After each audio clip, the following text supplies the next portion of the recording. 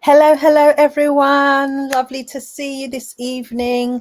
I am Nicole M. Louie of NicoleMLouie.com, and I'm the social worker strategy mentor. And I'm here again this evening with a lovely, lovely co-host, my friend and colleague, Dr. Neil Thompson. Say hello, Neil. Hello, everybody. Neil, you're going to find Neil is very reserved, and I'm the one that's jumping off the walls and hyper. So if I seem hyper, I'm not really. It's just because Neil is very reserved. So we are here to talk about how social workers can thrive during this pandemic. And the reason why we're talking about it is because you've heard me say this, that, and Neil will agree with me because we've had several conversations about this.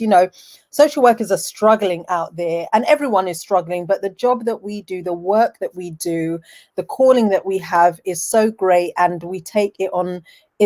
Can feel so burdenous, right? We take it on a lot. And so, there's a lot of social workers out there that are buckling under the pressure, really struggling with COVID, have found it. I guess some people, and Neil, you may agree with me for the social workers you've spoken with, but some are really starting to find their feet a bit with it all now that we're in, I think we're in the second, third wave now. I've lost count. But when it first hit, last year, March, people were really thrown, of course, especially those who have children and, had to do the whole homeschooling. I spoke to one of my friends who's still in front lines, a manager, a couple of weeks ago, and she was like, oh my God, it was awful. I didn't know how I was going to cope. And so, social workers are really struggling out there at the moment. And so we want to talk about how social workers can thrive despite it being a pandemic. I think some are struggling more than others, even though we're so far into COVID now. So we really want to just talk about that and talk about it from our perspective as well, because Neil, you and I, we manage a lot of risk of being business owners, right? And so it's important that we're able to share our own experience and be a bit vulnerable as well with how we've found things, so that people know that it doesn't matter who you are, what your walk of life is. Many people are struggling at the moment, but there's always a way that you can overcome it and thrive. And so we're just going to talk a bit about that. So I've introduced myself. Neil, go. I'm giving you the floor. Say something about yourself. Okay, thanks, Nicole. Yeah, I'm Neil Thompson. These days, I describe myself as an independent writer, educator, and advisor. I'm still very active in the social work world, but I'm also involved in a lot of stuff around workplace well-being as well, which fits very nicely with the current situation in social work. Yep, so I've done all sorts of things in social work, starting in residential childcare, field social work, hospital social work, team manager, training officer, lecturer in social work, professor of social work. And well, it's over 20 years now that I've been independent, and really glad I made that decision to do that, because that's really suited me down to the ground to be able to do the things that matter to me, and to be my own boss in the process. Yeah. Yeah. And that's where you and I, Neil, we really align, because, that's obviously my mantra is independence, and I love it. And I know there's a place for statutory social work, but I definitely feel that it has a shelf life. And I really wholeheartedly believe that social workers should do it for a limited time period and be very clear, and then move into independence so that they can fill the gaps in service and so that they don't burn out. And so everybody wins that way. Them, the local authorities, and those that we serve. So I'm a huge advocate for independence, and love that we're connected, and we talk a lot and do a lot of things together, because we're very much on the same wavelength as it relates to independence and, social workers and what they need still on the front line. So let's talk about how we started working together. Do you remember? Yes, I do. Yeah, it was when my daughter became involved with a website development and marketing company that wanted to specialize in providing services to caring professionals.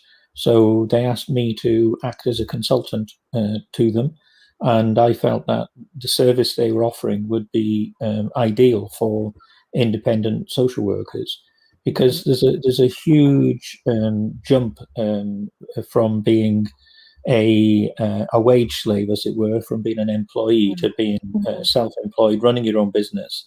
And one of the things I think that people find most difficult is marketing. And that's exactly what this project my daughter's been involved in is about, is helping not just independent social workers, but self-employed caring professionals in general. So basically, that's what's brought us together, is that shared interest in supporting the business interests of independent caring professionals. Yeah, absolutely, yeah.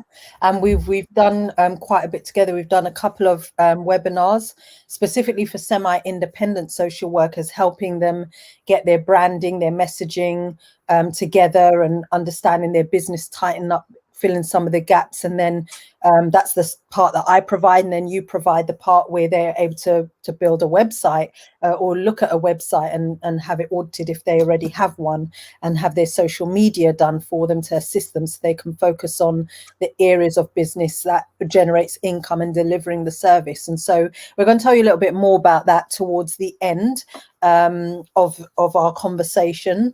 But yeah, let's move on to talking about how have you found being independent over the past few years, and how has that differed, Neil, to these last couple of years? Because these last couple of years have been like no other that I think we've ever experienced, anyone really. So talk to me. You've been independent far longer than myself. I'm 6 years, you're over 20. So you tell us a bit of a change. Take us through the landscape of time. Yeah, well, actually, in a couple of weeks' time, it'll be 24 years that I've been independent. Wow. And it started off because I was working in a university. And one of the things that's always driven me, motivated me, is wanting to make a positive difference. And I think that's what brought me into social work in the first place. And what I realized was that based in a university, teaching just a couple of groups of students, I wasn't able to have much impact beyond that. So I explored the possibility of setting myself up as an independent trainer and consultant. And that would give me access then to a bigger audience to try and influence practice and help people learn. And I'm glad I did, because that it's been a big success. And over those almost 24 years, I must have worked with literally thousands and thousands of people, far more than I would have worked with in a university with, a new intake of students each September or October. So for me, it's been great. It's interesting that I got to the point where I decided to do less live training and more online stuff. And then along came COVID just at that time, more or less, which, put paid to doing live training for the time being at least. So in a sense, the decision was made for me. So I'd already started doing more stuff online, but the last year and more have sort of pushed me into doing more and more stuff online. So I've now got quite a range of online learning opportunities available from my website, which has been great. That's been something I've enjoyed too. So yeah, it's been a positive story for me. Excellent. It really shows the possibilities. And I think a lot of social workers out there, the biggest question that I get is, how would it work? Is it possible? I worry about whether I'd be able to get money coming in. That a lot of times they don't ask about, well, what will I actually provide? Because I think they automatically think it's really just about providing assessments and reports. And independent social work, I say, is so much bigger than that. Like, that really limits you, and it also boxes you in where you're not having enough income streams really to survive, because it's a particular model that you're fitting into, and all your eggs are in one basket, even if you're doing different types of assessments, because the nature of doing assessment work is oftentimes face-to-face. I know that now people are doing it online. I had a consultant, somebody that I mentored and consulted with, a social worker, and she's was talking about doing assessments that she's getting at the moment, and some of them she can do online. And I said to her, but have you considered, number one, the fact that, down the line you could be called upon long after you've worked on the case, about decisions that you've made. And number two, if you think about the process of interviewing and the whole thing around feeling the energy in the room and understanding and knowing who's in the home from a safeguarding point of view, it's quite risky doing it online, because you're missing out huge chunks of information from not being in the room and not having that face-to-face contact and the whole feel and energy that you pick up when you are doing assessments. And she said, I hadn't thought about that. And, I think it's just things like that. Oftentimes I find social workers are more like, I just want to pick up and take what I'm doing and go into independence and just take on the liability. They don't realize that that's what they're actually doing, is just taking on liability, but continuing to operate as if they were in the local authority. And so I love the idea when you're talking about the different things that you were doing. I know we've had some extensive conversations about the different things that you were doing, but it's really around the mindset and thinking about, what do I need to be doing as a business? And having that difference in mindset is what sets, people like yourself and I apart from maybe other independent social workers, and why that's important. Because in times like this, you are able to pivot. You have got the skills and the ability to do the critical thinking and analyzing and strategy around your business that allows you to say, okay, well, I'm not going to shut up shop. What I'm going to do is think about another way. What else can I be doing? How else can I serve my community in a way that they need, given the circumstance? And that doesn't compromise the quality or efficiency of what you provide. And I think it's only when you have that kind of mindset, are you able to do that? I don't know. You tell me what your thoughts are about that. Yeah, I'm very, very much on the same wavelength in terms of that. It was something that I wouldn't say I struggled with, but it was something I was very aware of when I first set myself up in business, that it's a different world. You have to think in a different way. And that was reinforced for me a few years ago when an old friend of mine took early retirement, but wanted to continue working for, say, 2 or 3 days a week. He'd had enough of full-time work, and wanted my advice on going independent. And it was very clear that he wasn't ready for it, because he was wanting somebody to give him a salary, basically, and just tell him what to do. And I had to sort of disillusion him. I had to say, no, if you're going to do this, then you've got to think of it as a business, that you're a business owner, that you are the equivalent of, a plumber or a carpenter or whoever, somebody who runs their own business, who has to make decisions about what you're going to offer, who are you going to offer it to, how will you make sure people know what is available, and so on. You've got to think about all those issues. And he clearly hadn't even begun to think about that. He had what was, I mean, I don't want to be unkind, but it was fairly naive attitude on his part. He just thought that having a part-time business was just the same as having a part-time job, in a sense. And in the end, he decided not to do it. He signed up with an agency to do some interim management, and that was it. So yeah, it is about recognizing that if you're independent, then it's about running a business, and you have to learn what that involves, which of course is where you come into the picture in terms of the excellent guidance that you can offer people. Yeah, and I can resonate with that in terms of, consulting with people that are perhaps naive to what they really need to be doing. And sometimes, I find that there are two types of social workers and that want to be independent. The type that actually have the muster to actually get up and give it a go and get started at least, but don't really want to do the depth of learning required to actually make it a proper infrastructure. They kind of just want to do it half-heartedly, and as long as they're getting paid by somebody, however it's structured, they're happy with that. And those are the kind of businesses that don't have the longevity. Those are the ones that I've seen that end up returning to full time, because we now have IR35. And so they end up to permanent roles. And otherwise they will go as a PAYE under an umbrella with an agency, and they're still really working just as hard, getting less money, because obviously when they were agency before, outside of IR35, it was a lot more lucrative. And so I found that that's one type of social worker that wants to be independent. The other type is they want to be independent, but they really don't necessarily take the step.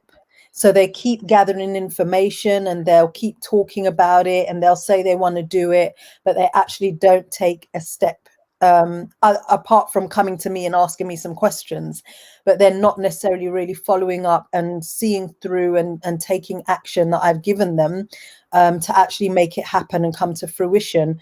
And I think that for both of them, what I see that's very different is that the former is, they're not frightened. The latter is the ones who are frightened and paralyzed by fear.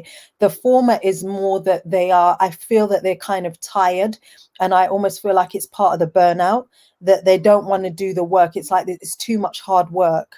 Yeah. And I don't think they realize that, yes, running your own business is hard work, right, Neil? But it's not the same kind of hard work. I don't know how to describe it. It's like, it's very different. It's so exhilarating and exciting because you're learning something new and it's ownership. It's yours. It's nobody else's. It's your dream that's coming to fruition. There's something very, very exciting about that. So it's not the same. I don't know if that resonates with you. Very, very much so. In fact, there's a distinction I make between being worn out and worn down. That if you work really hard at something, but you're committed to it, you're enjoying it, you feel you've got a sense of control, then you can end up being worn out. But you soon recover. You soon get your batteries recharged and that. Whereas what can happen is if you are doing something that is tiring you out, but you're starting to burn out, you're losing your commitment, you're losing your sense of purpose and direction, then you're not just worn out, you're worn down. And that then is difficult to recover from. So what it means is that you finish a day's work and you're tired. If you're worn out, then you've recovered by the next day and you start again. Whereas if you're worn down, when you start work the next day, you haven't recovered yet. You're still tired. Yeah, fatigued is a good word. Yeah, and so it can then become cumulative. Over time, you just get more and more worn down, and that's where burnout can start.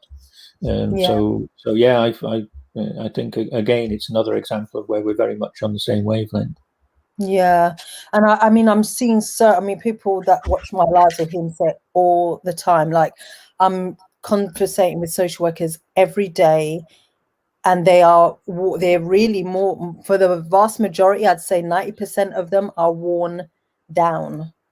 They are worn down, and I think that once they talk with me, I find that they're very, like, they get this excitement, and this, you see on their faces, light up when they look at the possibilities and how things can come together.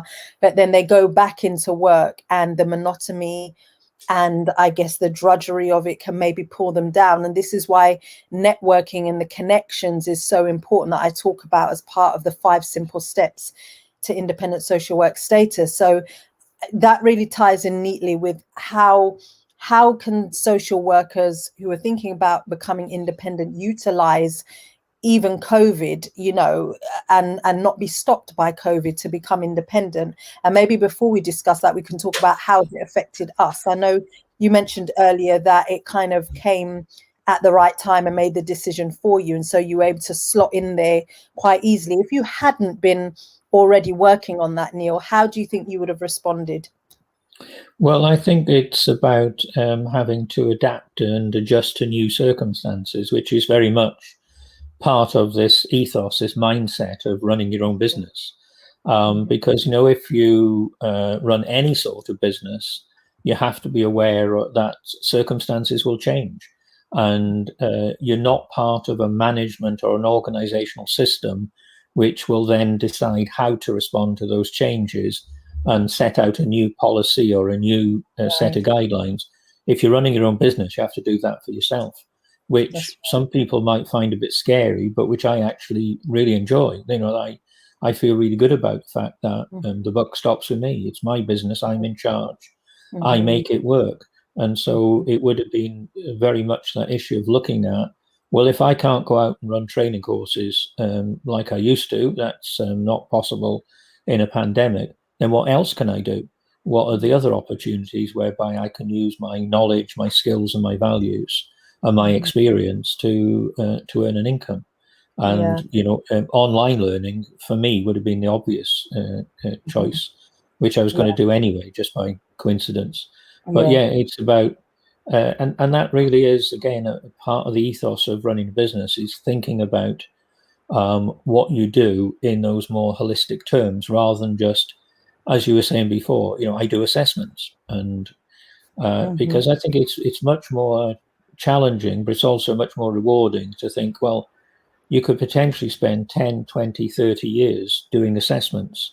Is that really what you want to do? Or would you rather spend 10, 20, 30 years doing some assessments, some training, some expert witness work, some practice learning, some, you know, all sorts of things, producing products to sell, and offering mentoring, coaching services, you know, 101 different things an independent social worker can do. Yeah. I love everything that you just said. And I guess that what you're really talking about right at the beginning was what you do in terms of SWOT analysis, right? You're looking at the strengths, the weaknesses, the areas for development, and what else are you going to be doing? It's about forecasting. And that's the thing about running a business. You're doing a lot of forecasting and looking at what might happen, so that you're actually plugging the gap before they even happen. So when things like COVID happens, or another wave, or some other pandemic, or something else that shuts down, how are you going to manage? How are you going to cope? That's all part of what you do for planning in your business. And I think, you know, I just want to say that as social workers, we are excellent at doing these things. We do this all day, every day. Like, that's our thing. There's no other profession, in my view, that does it as well as us, because we are doing it under immense pressure with significant risk attached, in terms of lives could be lost by us making wrong decisions, or not the wrong decision at the wrong time, and not coordinating people where we need to, you know, and yet we do it without, you know, worrying to a point where we're kind of falling apart. We're doing it very well, and we're managing and juggling. We're not even juggling, we're managing various complex situations. We're managing ourselves, we're managing other professionals, and we're doing that with a variety of families and a variety of professionals. And, you know, I think we underestimate the level of skill that we have, that we can actually transfer into a business. And it is not that hard.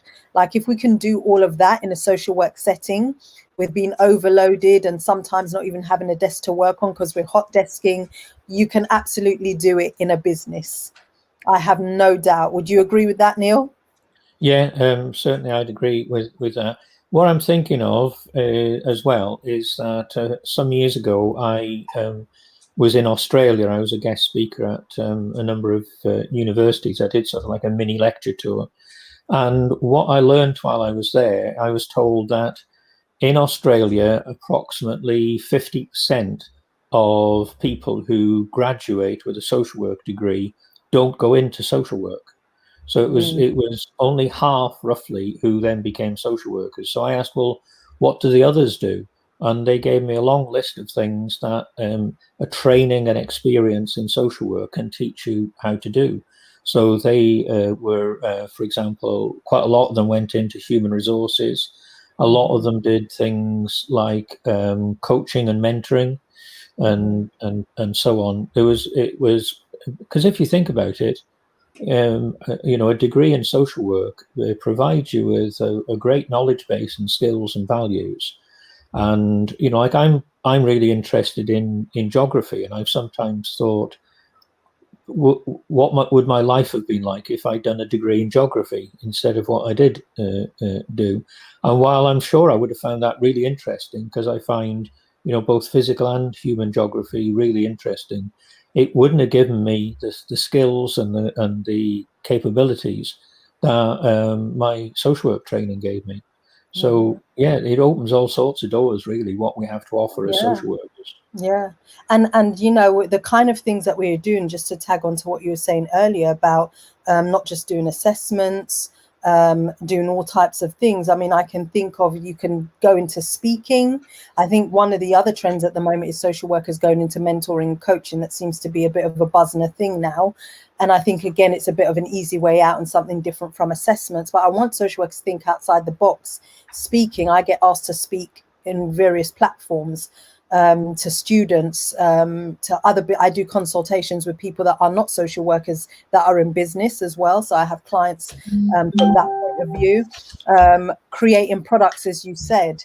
I'm intending to open a retreat for social workers. There are so many things. I'm writing a book. I've already done the outline of one of my books that I'm planning to work on some more towards the end of the year. That's outside of the planner that I've created.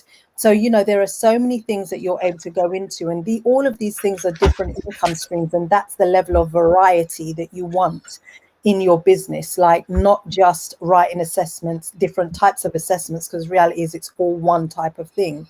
So yeah, I love that. And I love that you said in the pace, time of like COVID, it was exciting for you because you got to set the rules. You're the boss. And like you said, some people will be nervous about that because they're not going to be as experienced as you are, Neil, or even as experienced as me. And I'm only 6 years. And, I would say in terms of how it impacted me, interestingly enough, I'd already started putting together things like my planner, and was working on that. And I was already looking at starting to work online myself, because there's a huge trend towards moving online. Everything's going online. As a business owner, I'm on the beat and on the pulse as to what's coming up. And so online learning is going to be huge. So that's another sector. But there's a way in which you do that as well. Like, people can't just rock up and expect that they'll throw something together. It's very intentional, done a particular way, because you need to set yourself apart. And so, that was something I was moving into also. So when the pandemic hit, it kind of came in line with some of my health issues that I had. And so it was all a lot at the same time. That slowed me down a little. And it was more so my health than anything that slowed me down and impacted me. And so I'm getting back on track with that. So that's how it was for me. So in terms of moving on to and winding down, thinking about what social workers can do at the moment, now that there is COVID, we're in the thick of it. It's not going away. There's got to be implications for travel and all sorts.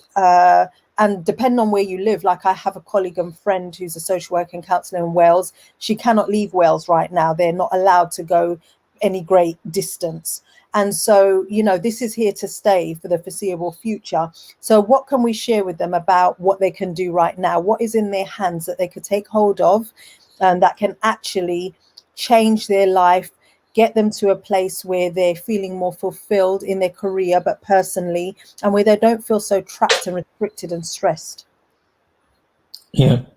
Well, I think the key to that is planning. That what people need to be thinking about is, if I want to move out of what I'm doing now, what are the options, and how do I get from A to B, as it were, from where I am now to where I need to be, and trying to in a sense, plot the route. And there's a lot of planning that needs to be done there. Yeah. And while we've got these restrictions on us in terms of what we can do and where we can go, that gives a really good breathing space, in a sense, to do some of that planning and think ahead about what steps do I need to take to get to a place that I want to be in. Absolutely. Yeah. Okay, so planning is the first thing that they can look at doing. Once they've planned, I would say on top of that, they then need to act. Yeah. They need to take some action with regard to that. Because I think as social workers, we are great at planning. Like, we can absolutely plan till the cows come home, but then it's the action behind it. Now, we plan and we act when we're in the job, but in our own lives, when it comes to being committed to our goals, that's going to help us, because there's this fear of the unknown. And so I think the planning is a key thing, because when you've planned, you've got a map, or you could have a blueprint of what you need to do. And once you've got that, it's easy. All you do is follow the instructions and get it done and stay connected. Yeah, I don't know whether you've heard the saying that a plan without action is just a wish. Mm-hmm. Yeah, you have to make the plan in the first place, and then put it into practice, make it happen. I think the third and final thing that I'd say that they'll then need to do is accountability and support. The reason why I say that, because even when you plan and you start taking action, even with a blueprint or a map, the reality is imposter syndrome hits us at every level.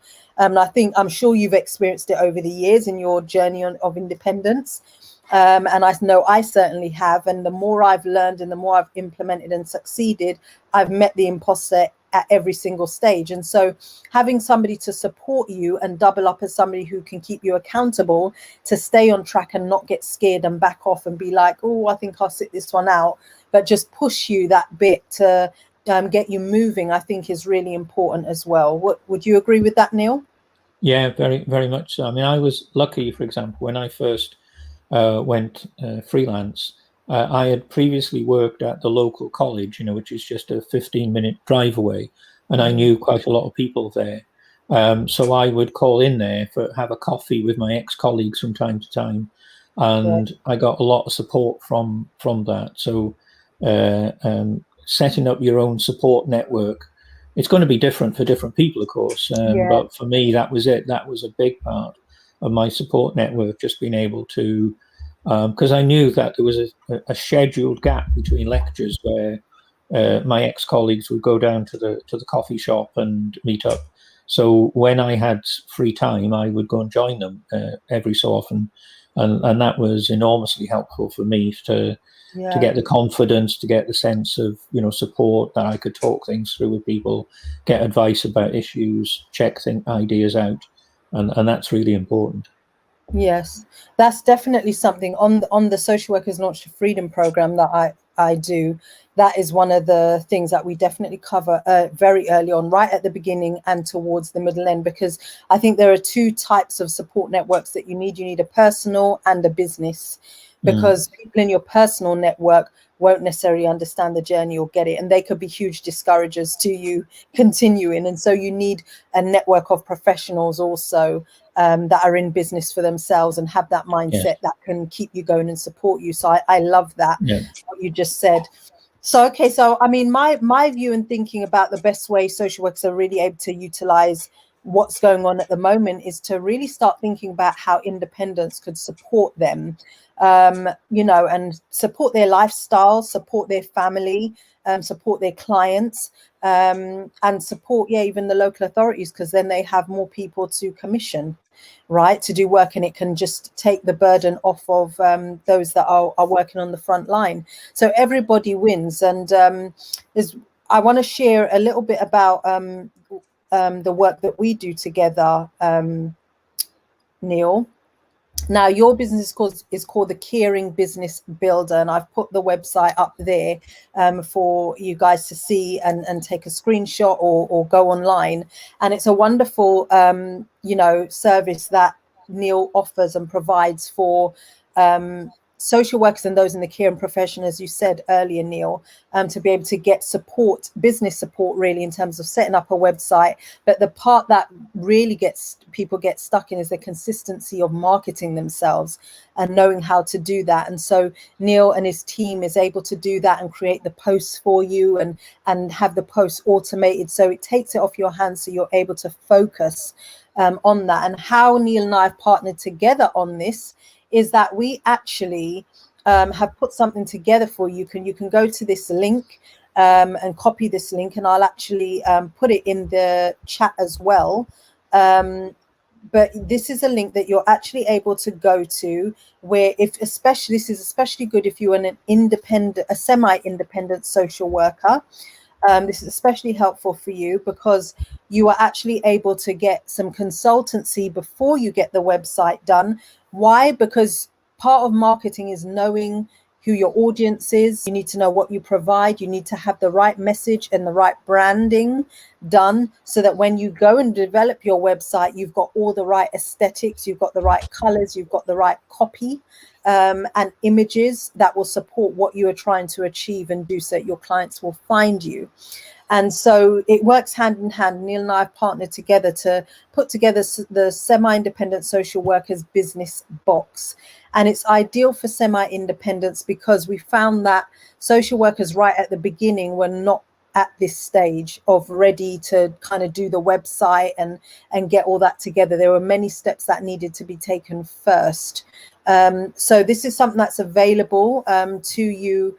If you are at that stage as a semi-independent, you can go to this site and you can find out more. And of course, you can DM either myself or Neil. Neil, do you want to share a bit about your platforms? Which platforms are you on? Yeah, well, the easiest way to connect with me is through my website, which is just simply neilthompson.info. But I'm also on Facebook, LinkedIn, Twitter, and YouTube as Dr. Neil Thomspn. And your website, Neil Thompson dot, what did you say it was, .com? No, .info, neilthompson.info. .info. Okay, I'm putting that up here right now for them. neilthompson.info. Okay, so do connect with Neil, and yeah, ask him any questions that you might have about his Care and Business Builder or about the Social Workers Business Box. And the same for myself. You can get hold of me at, of course, NicoleMLouis.com. And yeah, we're happy to answer any questions. Now we're going to hop over, Neil, to Instagram and do this live again. And you're welcome if you're watching on Facebook, Instagram, or YouTube. I'd love for you guys to come over and follow us also on Instagram, because we're going to have the conversation again, but there will be different things that will come up because this is not scripted. Like, we are truly talking off the top of our head and just sharing from our hearts. So we're going to look forward to seeing you either shortly on Instagram, or we'll see you when we come together again. Neil, thank you so much. It's been great as always. Yeah, thank you. Thanks, everyone.